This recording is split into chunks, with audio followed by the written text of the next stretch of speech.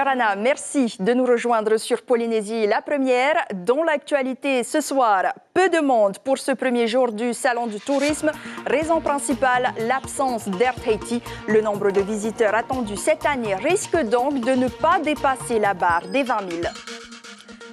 Les inscriptions sur les listes électorales sont closes. Les services communaux ont connu une légère affluence ces derniers jours, mais pas de doute, les municipales sont les élections qui intéressent particulièrement. Plus de 900 nouveaux inscrits rien qu'à Punaouia et la demande d'inscription de Gaston Floss sur les listes APAPT a été rejetée ce soir. Te Ahupu'o sera un site olympique durable. Ce sont les vœux de la ministre des Outre-mer en déplacement à Tahiti. L'État accompagnera la Polynésie dans la réalisation des infrastructures écologiques, nous dira Annick Girardin dans ce journal.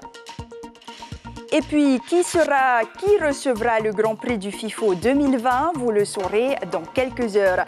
13 films se disputent ce titre. Thierry Stemfler nous donnera quelques détails tout à l'heure.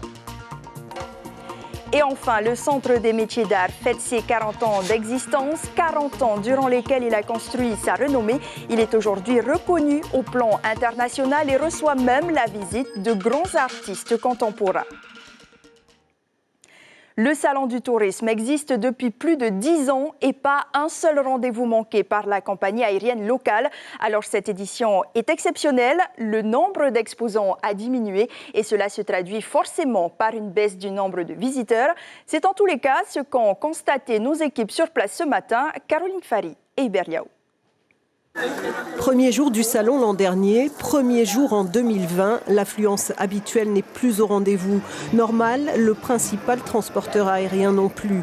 200 exposants sont pourtant fidèles au poste et le public peut prendre son temps. Ce salon est un salon sans Air Tahiti, mais ça avait déjà été annoncé en septembre. Et on va faire avec.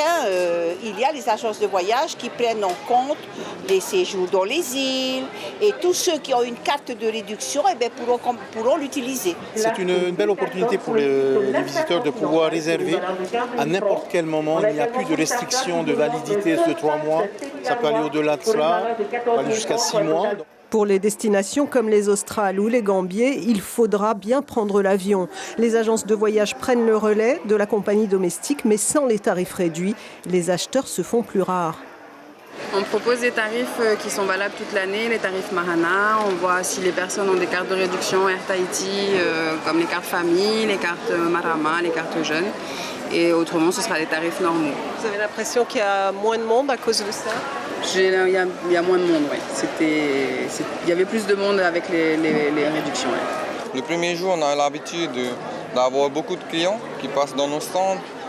Et avec Air Tahiti qui n'est plus là aujourd'hui, on est obligé de leur proposer une promotion un peu plus captivante. On voit bien que normalement le premier jour, c'est une journée où les gens sont denses dans le salon. Et on voit qu'on dirait un dimanche, quoi. Les gens ils viennent faire les curieux, ils viennent savoir comment ça se passe. Mais les ventes sont pas tout à fait ce qu'on espérait, quoi. Les curieux ne sont pas toujours clients. Quand ils le sont, difficile de choisir une destination sans billet d'avion.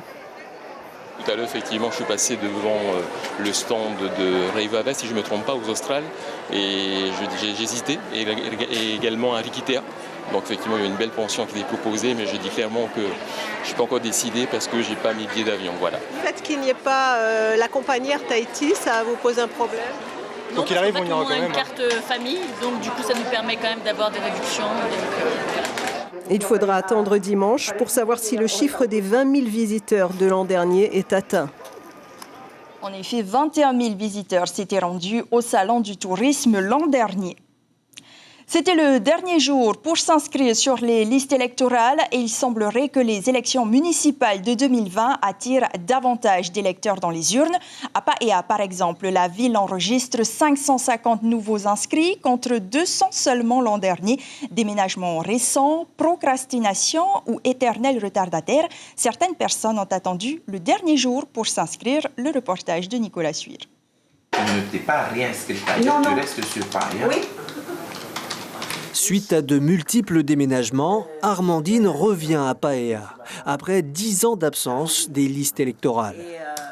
10 années durant lesquelles elle n'a pas voté. On m'a forcé un peu de venir m'inscrire. Sinon, je ne voulais pas.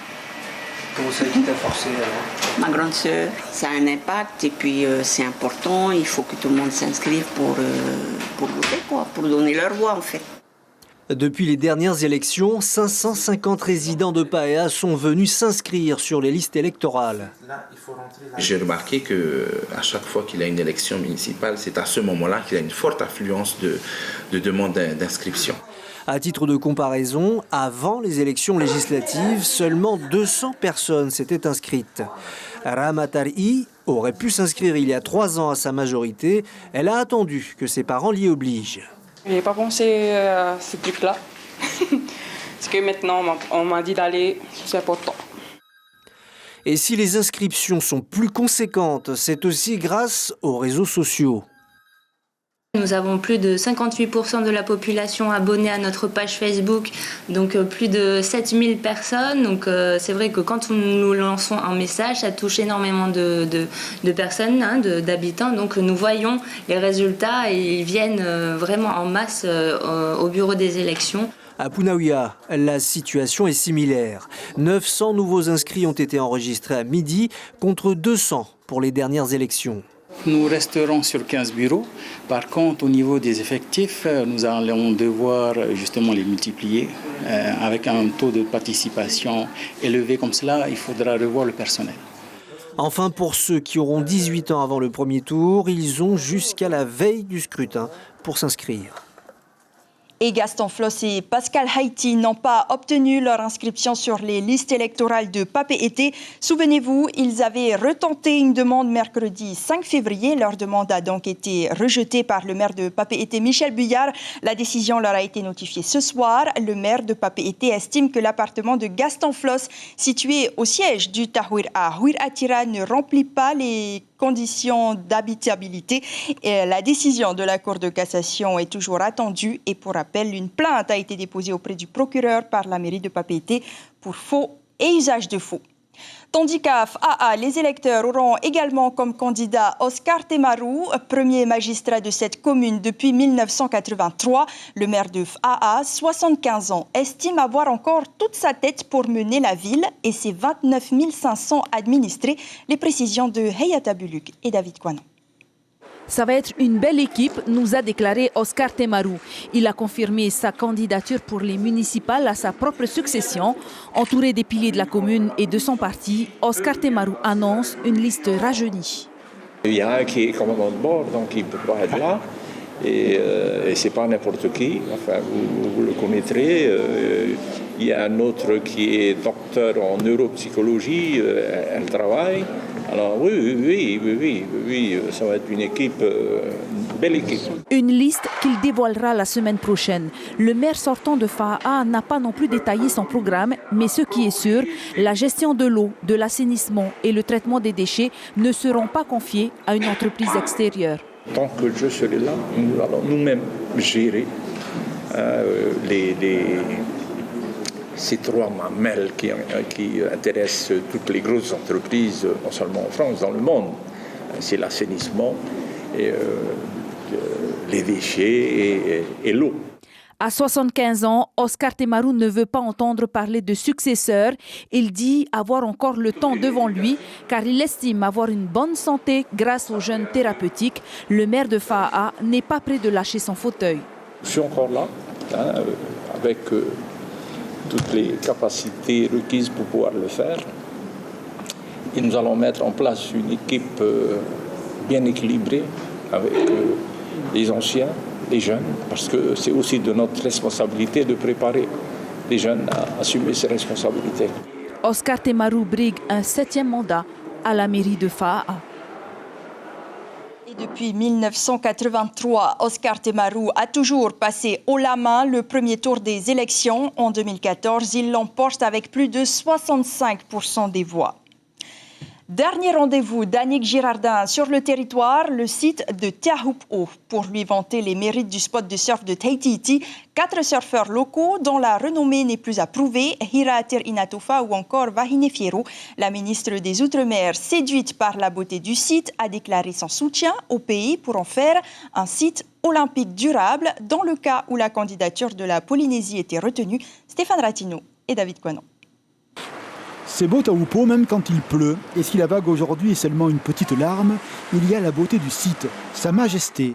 Et sur le bateau, auprès de la ministre, les grands noms du surf polynésien. Ils montrent, ils expliquent. Et l'onde capricieuse laisse passer les ondes magiques d'un lieu à nul autre pareil.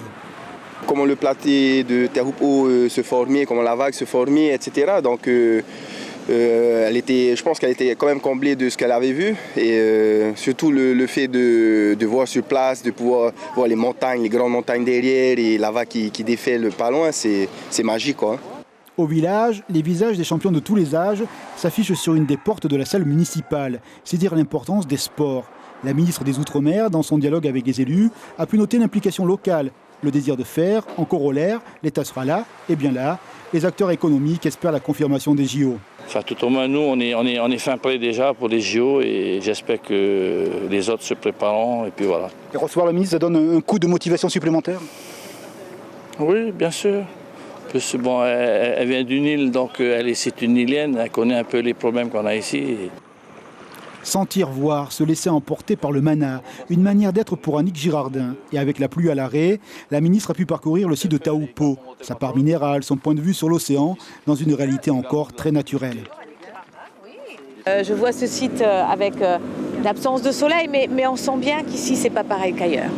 On sent bien qu'ici, il y a des défis qui ont été relevés par l'homme sur une planche de surf. D'abord, une femme, me dit-on, c'est la première qui aurait effectivement surfé ici. Tout ça est là et vous savez combien je suis très attachée à être sur le terrain, à sentir les choses, à vivre les choses. Une visite riche en rencontres, en engagements. Désormais, les élus de la presqu'île nourrissent un rêve. Après l'utopie olympique, un songe présidentiel les habite.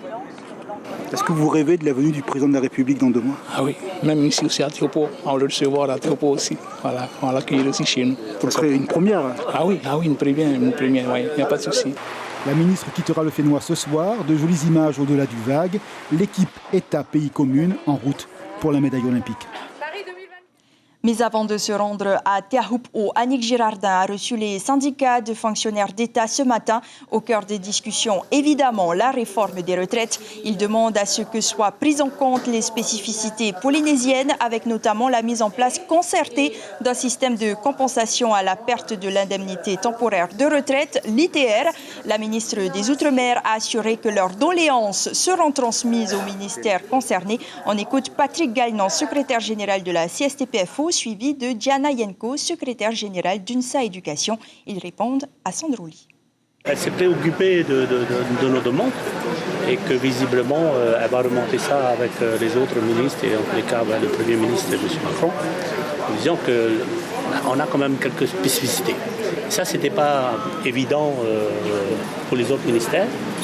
Je pense que de ce côté-là, on peut compter sur elle, en tous les cas, faire en sorte que nous avons nos spécificités. Alors, elle nous propose justement, en fonction de l'évolution de la réforme de la retraite, de faire en sorte que nos spécificités soient reconnues, ce qui n'est pas évident à Paris. On a des lignes rouges que l'on a annoncées et elle, de son côté, elle va faire le nécessaire, mais elle n'est pas seule. Malheureusement, dans son ministère, elle est quand même dépendante de Bercy, du ministère, du secrétariat chargé des retraites. Donc, elle va faire le maximum. Bon, je suis quand même inquiète parce que je voudrais avoir plus d'assurance sur cette compensation de l'ITR.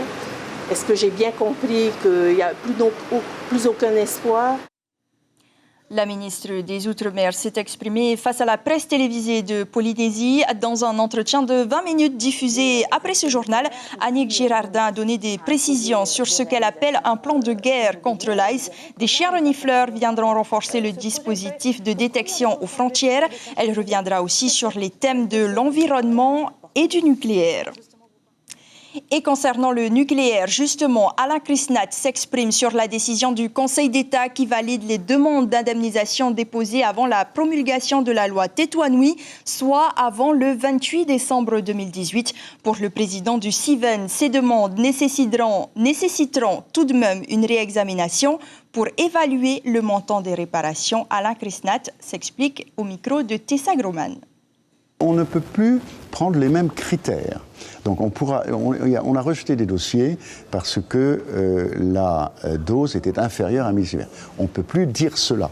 Donc on va les réexaminer pour démontrer, si on le peut, que la maladie est due à une autre cause, par exemple très forte consommation de tabac sur un cancer du poumon, ou très forte consommation d'alcool sur un cancer de l'estomac, ou bien que la personne n'a reçu aucun rayonnement, et c'est là qu'il va y avoir un débat juridique, évidemment, qui remontera, à mon avis, jusqu'au Conseil d'État. Comme je vous le disais, 1 millisievert, on ne peut plus, mais si c'est 1 millionième de sievert, parce qu'en physique, il y a des doses très faibles, qu'est-ce que ça veut dire? C'est 0 ou pas? Parce que 0, ça n'existe pas en matière dosimétrique. Il y a toujours un chiffre après la virgule.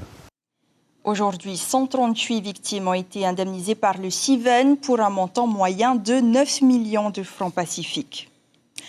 Et à la Maison de la Culture, c'est ce soir que nous connaîtrons le nom du grand vainqueur de la 17e édition du FIFO. Pour rappel, 13 documentaires sont à l'affiche. Thierry Stemfler nous donne quelques détails sur certains d'entre eux puisque les projections se poursuivent jusqu'à dimanche. C'est le menu de votre dernier journal du festival, Thierry. Alors, peut-on vivre sans argent lorsqu'on habite dans une île éloignée du Pacifique? Au Vanuatu, le troc existe encore et il est favorisé par le gouvernement. Nous verrons comment. Et puis, nous nous poserons aussi la question de savoir comment les pays, les petites îles du Pacifique peuvent résister aux besoins insatiables en poissons des grands pays asiatiques. Nous en parlerons avec un professionnel de la pêche qui sera sur ce plateau. Et enfin, nous recevrons Paul Manaté, qui est le réalisateur du premier film tourné à Tahiti, film de fiction long métrage, tourné entièrement ici par un Tahitien. Il sera donc notre invité tout à l'heure. Donc 3 invités en tout dans cette page spéciale du FIFO qui débute dans quelques minutes, juste après ce journal. Merci Thierry, on vous retrouve tout à l'heure. Et enfin, pour terminer ce journal, on vous parle du Centre des métiers d'art. Il fête aujourd'hui ses 40 ans d'existence. Niché dans les faubourgs de Papeete, il est devenu un lieu d'expression artistique qui maintient le patrimoine polynésien en vie et invite les talents qui le fréquentent à se lancer dans la création contemporaine. Cet établissement possède depuis 14 ans une renommée internationale. Il est visité par des spécialistes des arts premiers des grands musées, Brigitte Olivier et Sandro Lee. Ni silence, ni solitude pour créer.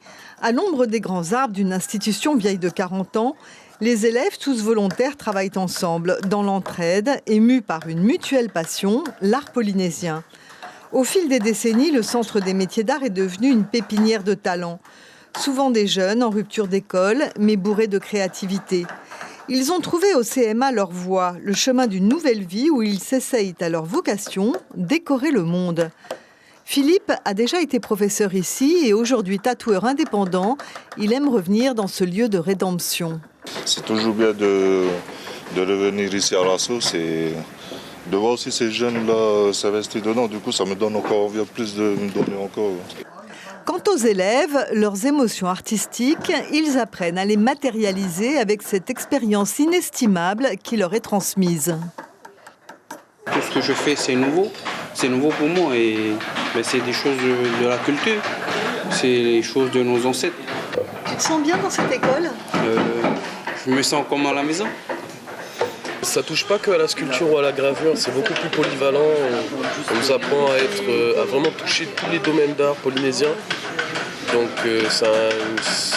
c'est un apprentissage complet. Guillaume, comme d'autres avant lui, va pouvoir partir en France. Il vise l'École nationale supérieure de création industrielle. Certains ont fait la prestigieuse école Boulle et sont restés en métropole pour vivre de leur art. D'autres sont revenus. Et Yataaka, longtemps élève, est devenue une spécialiste de la gravure sur nacre et réalise le plastron dessiné par une styliste tahitienne. C'est fascinant parce que ça fait un côté armure, ça fait un côté...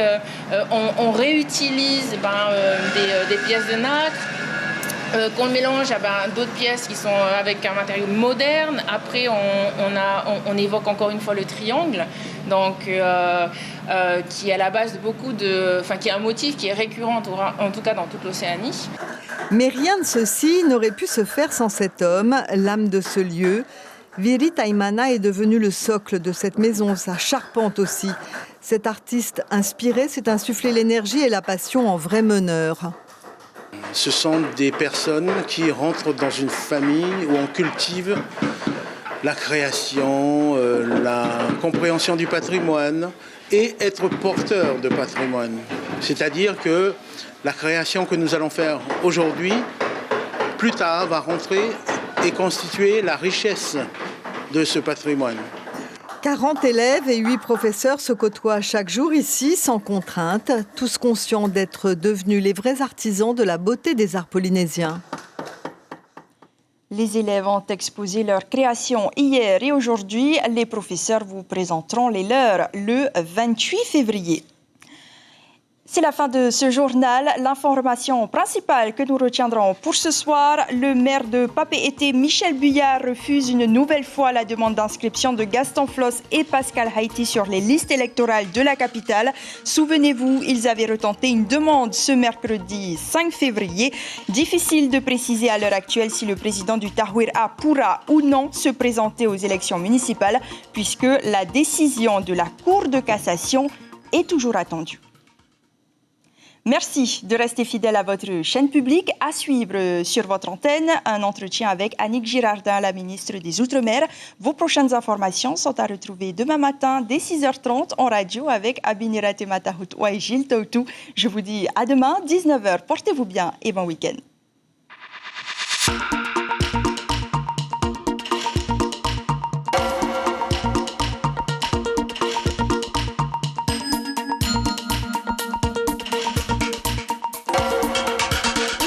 Journal en replay sur notre site internet.